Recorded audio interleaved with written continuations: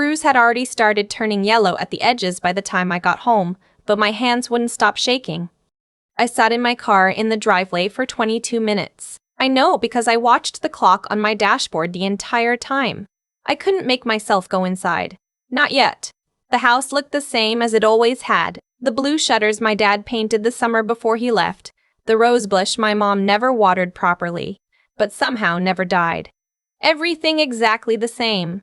And I was sitting there with a split lip and mascara dried into the creases under my eyes, trying to remember how to breathe like a normal person. This is the part nobody tells you about.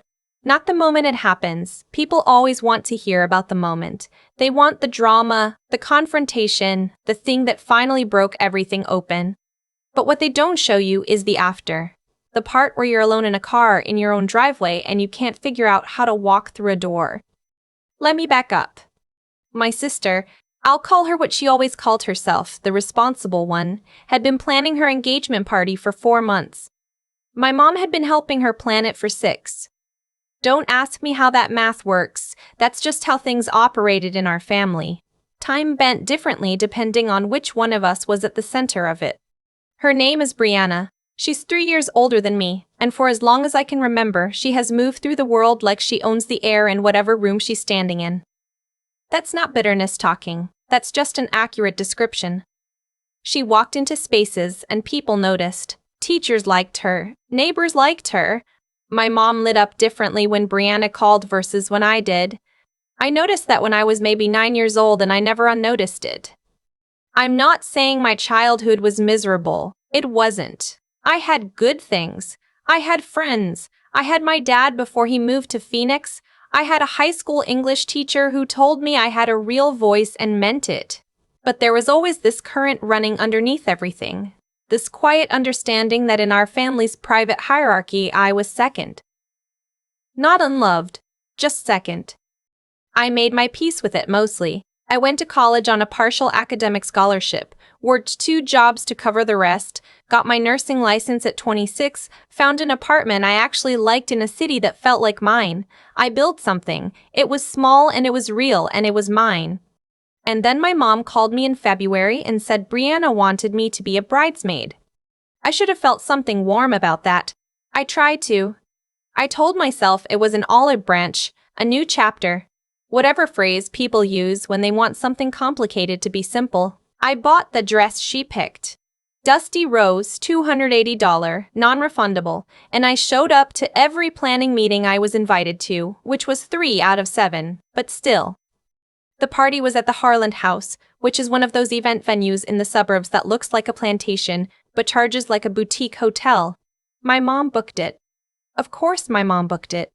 There were 80 guests, a raw bar, a string quartet for the first hour, and a photo wall with Brianna and her fiancé's initials in marquee lights. I got there early because I thought that's what you did. I helped set out the table cards and refilled ice and smiled at relatives I hadn't seen since my cousin's wedding in 2019. I was being good. I was being a good sister, a good daughter, a good guest in a party I was technically in but not really of. The thing that started it was so small I almost can't believe it. There was a centerpiece, one of the floral arrangements on table 7. My mom had asked me, back in January, what flowers Brianna liked. And I'd said peonies because I actually knew the answer. Brianna and I had gone to the botanical garden together maybe 5 years ago, and she'd spent 10 minutes in front of the peony section talking about how they were the only flower that looked expensive without trying. So I told my mom, peonies. There were peonies on every table. At some point during cocktail hour, Brianna grabbed my arm near the photo wall and pulled me slightly away from the group I was standing with. I thought she was going to say thank you. I genuinely thought that. Did you tell Mom to use peonies? She said. Yeah, I said. You mentioned you loved them, remember? The botanical garden. I wanted ranunculus. Her voice was very quiet and very flat. I've been saying ranunculus for weeks. Mom asked me twice and I said ranunculus both times. I didn't know that, I said. She asked me and I answered. I thought I was helping. You always think you're helping. I didn't say anything to that because I didn't know what there was to say.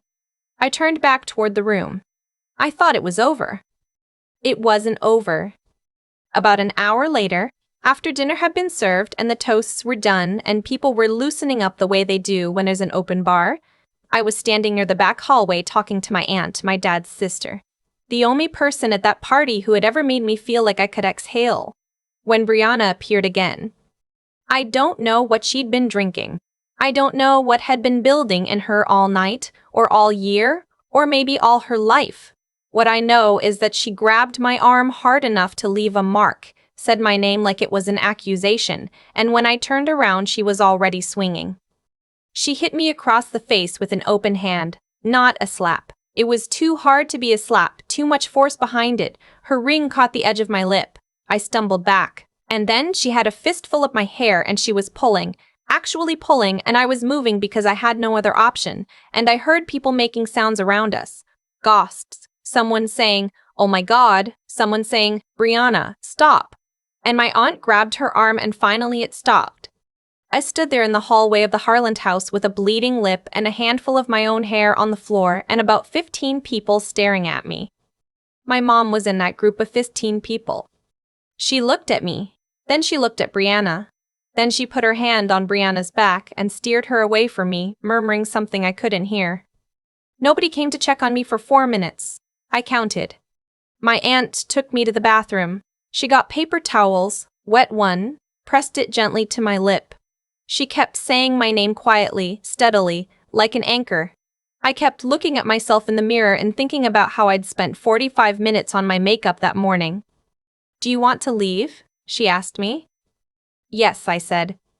"Okay, let's leave." We walked out the side exit. My mom didn't come after us. I drove home. I sat in my car for 22 minutes. And then I went inside and I sat on my kitchen floor with my back against the cabinet under the sink. And I cried until my face felt like cardboard. Here's the thing about being a nurse. When you work in healthcare, there are certain habits that become automatic. Documentation, evidence, timestamps. You chart everything because everything matters. Because the moment you think something isn't important enough to write down is usually the moment it turns out you needed it. I washed my face. I took photos. Face, hair, the mark on my arm where she'd grabbed me. Clear light, close up, 3 different angles. I sent them to my own email with the date and time in the subject line. Then I put on sweatpants and made chamomile tea and sat at my kitchen table and started writing down exactly what had happened, in order, every detail I could remember. I did it because it felt like something to do. It felt like not falling apart. My phone had 14 messages by then. Most of them were from relatives expressing some variation of shock. 2 were from Brianna. The first one said, "You embarrassed me in front of everyone." The second one said, "If you make this into something, it's not, I will never forgive you." I didn't respond to either of them. My mom called the next morning. I let it go to voicemail, then listened to the message 3 times. She said she was sorry the night had gotten out of hand. She said Brianna was under a lot of stress. She said she hoped I wasn't going to blow this up before the wedding. She said she loved me, at the end, the way people say it when they mean. Please don't make this difficult. I sat with that voicemail for a long time. Here's what I hadn't told anyone yet. Here's what I'd been sitting on for 3 months, turning over in my head, trying to figure out what to do with. In November, I'd gotten a letter from a collections agency. It was about a credit card, a card I had never opened, in my name, with a billing address that was my mom's house. The balance was $11,400. I'd called the bank. I'd spent 2 hours on the phone with their fraud department. I'd pulled my credit report and found 2 more accounts I hadn't opened. One of them a personal loan for $8,000 that had been defaulting for a year. My credit score, which I'd spent 5 years carefully building, had dropped 140 points. I was supposed to be looking at refinancing my car in the spring. That was no longer going to happen. The fraud department told me what I already suspected but hadn't wanted to say out loud. The accounts had been opened with my full legal name, my social security number, my date of birth, someone who knew me, someone who had access to information that isn't on the internet.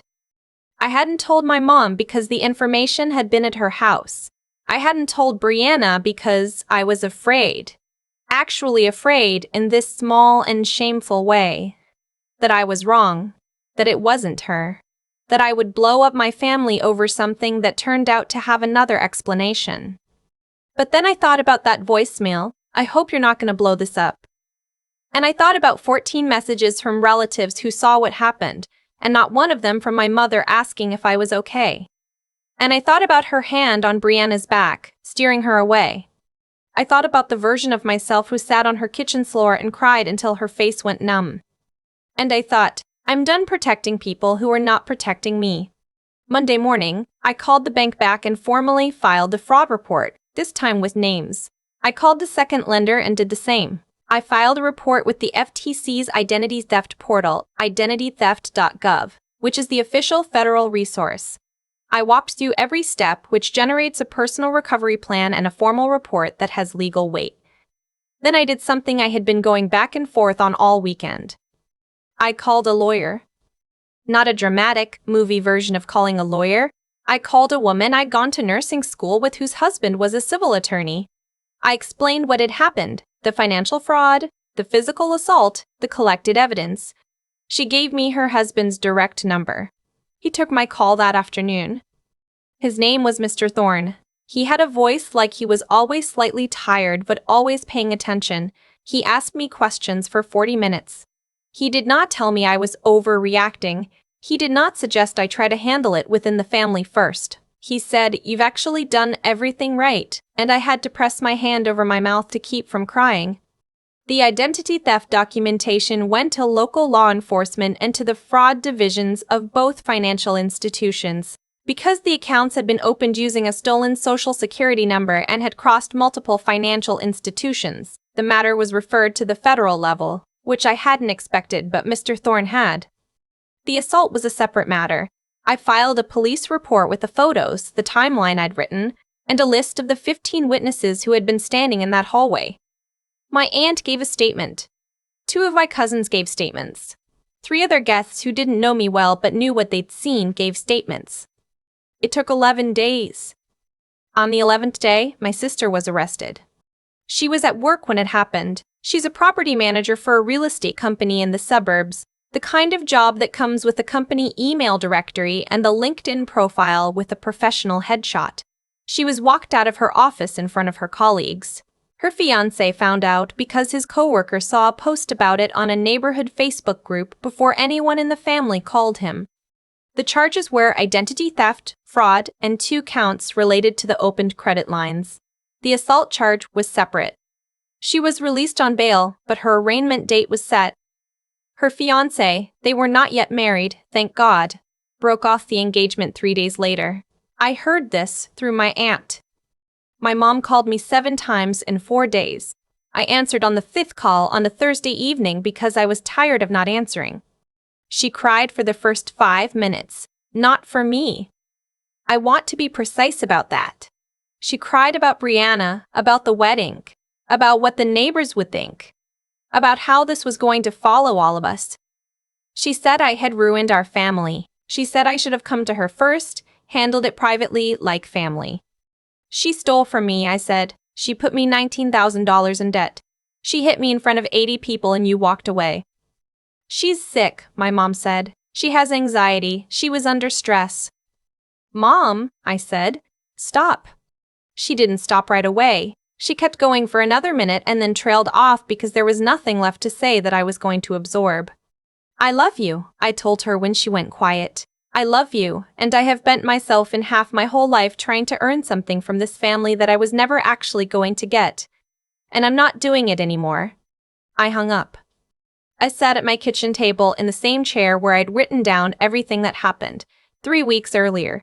The tea I'd made was still hot. Outside my window, the street was ordinary. A car going by, a dog barking twice and then stopping. Someone's porch light coming on. My credit dispute was formally accepted. The fraudulent accounts were flagged and removed from my report. The lenders opened investigations. It would take months to fully resolve, Mr. Thorne told me. These things always do, but the trajectory was clear. I would get my credit back. The points would come back. The refinancing would happen, just later. My aunt texted me that evening. Proud of you, 2 words. I read them 4 times.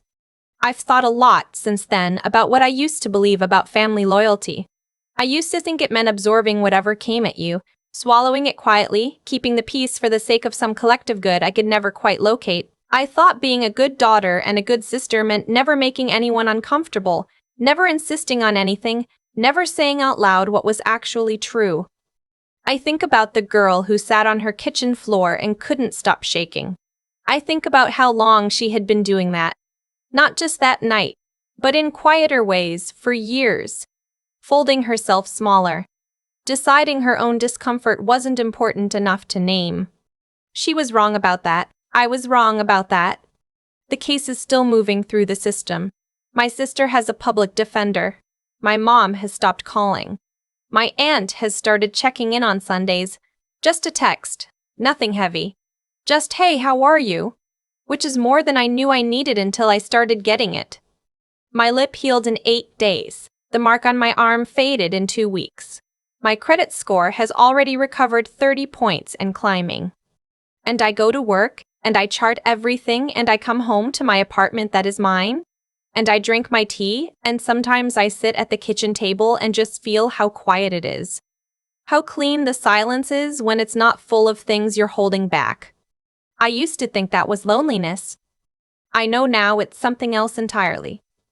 I used to think the hardest part of that night was the hit itself, the ring catching my lip, the fistful of hair, the sound of gasps from people who watched and did nothing. But I know now that wasn't the hardest part at all. The hardest part was the 4 minutes after, when I stood in that hallway bleeding and counted every second nobody came. What Brianna didn't start the night of the party. It started years earlier, in small decisions she made about who I was to her. Not a sister, not a person with a credit score and a future she'd be careful around, but a resource. A name on a document. A number that could be borrowed against.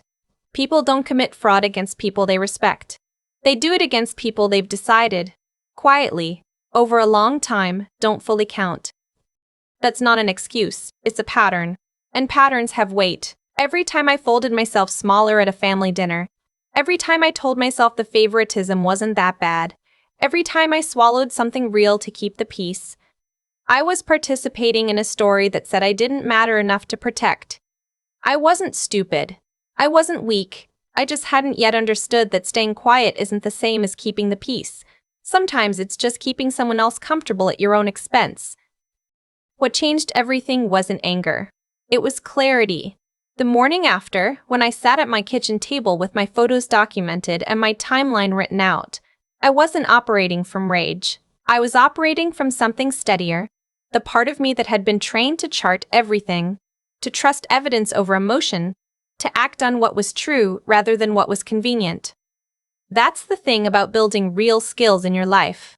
They don't just show up at work, they show up when you need them most, in the moments nobody prepared you for.